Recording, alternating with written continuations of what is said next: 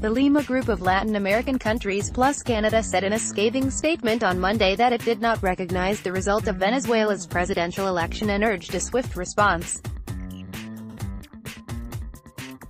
Socialist leader Nicolas Maduro was re-elected for another 6-year term on Sunday in a highly controversial vote that was boycotted by the opposition and condemned internationally. Read more. Venezuela's economic demise hovers over elections. Lima decries vote. In its statement, the 14 Lima Group nations vowed to recall their ambassadors and summon Venezuelan envoys stationed in their capitals, saying the vote failed to meet international standards for a free, fair and transparent democratic process.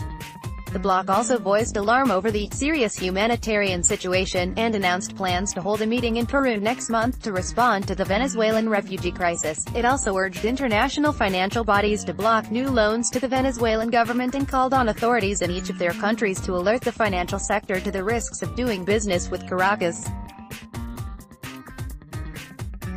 Read more. Can Germany be a new home for young Venezuelans? Violent protests erupted across the country following a Supreme Court decision in late March 2017 to strip the legislative branch of its powers. Amid an international outcry, President Nicolas Maduro reversed the decision, but it was too late. Thousands took to the streets to call for new elections and dozens died in clashes with security forces.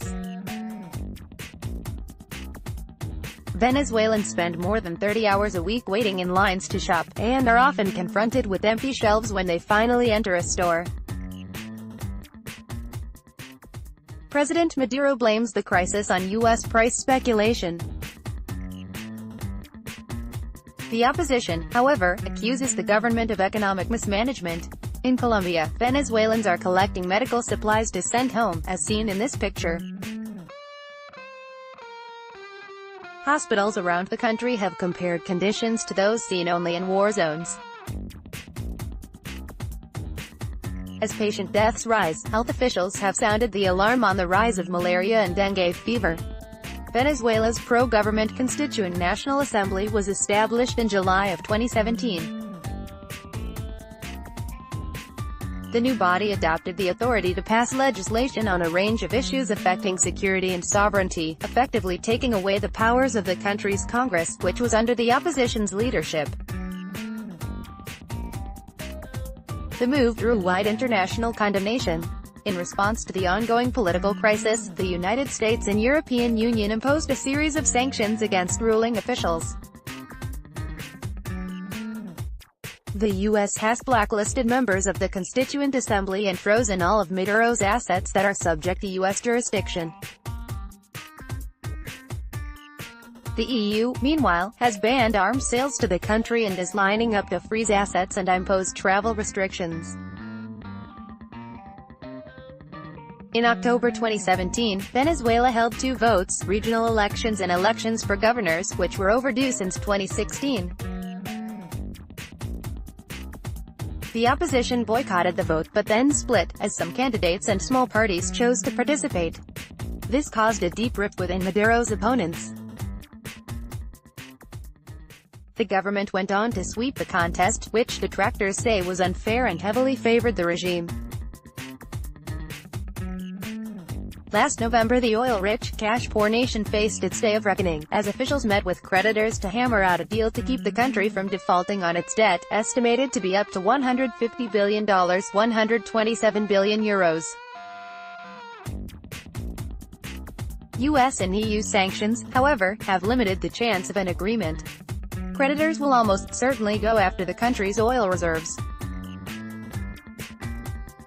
In January, Oscar Perez, Maduro's enemy number 1, was found by police in the Caracas neighborhood of El Junquito.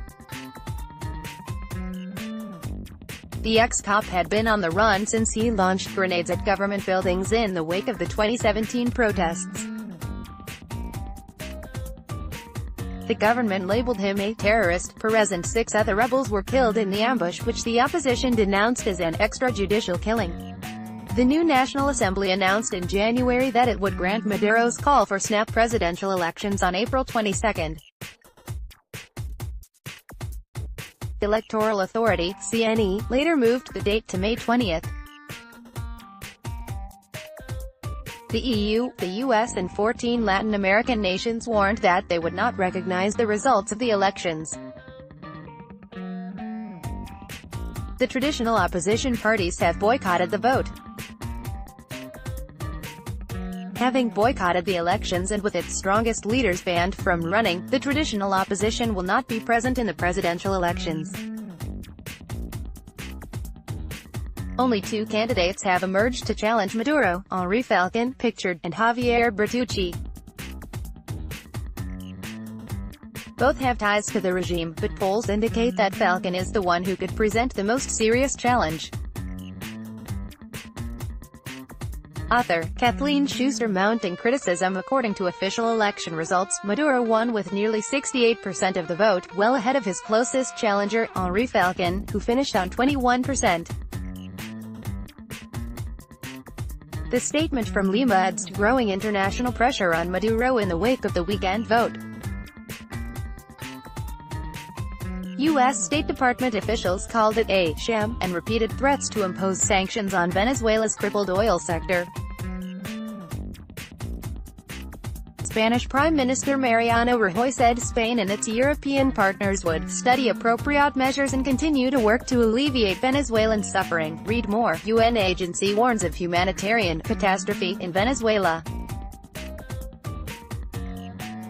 Deepening crisis. Venezuela's prolonged economic crisis has led to widespread food and medicine shortages, violent unrest and the exodus of more than 1 million people over the past 2 years.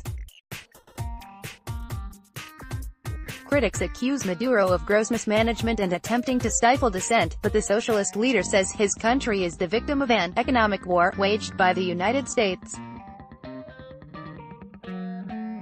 The Lima Group, which was created last year to deal with the Venezuela crisis, includes Peru, Argentina, Brazil, Mexico, Guatemala, Colombia, Honduras, Costa Rica, Panama, Paraguay, Santa Lucia and Canada. Read more. The Summit of the Americas warns Venezuela in MRC, Reuters, AFP, AP. Each evening at 18:30 UTC, DW's editors send out a selection of the day's hard news and quality feature journalism. You can sign up to receive it directly here.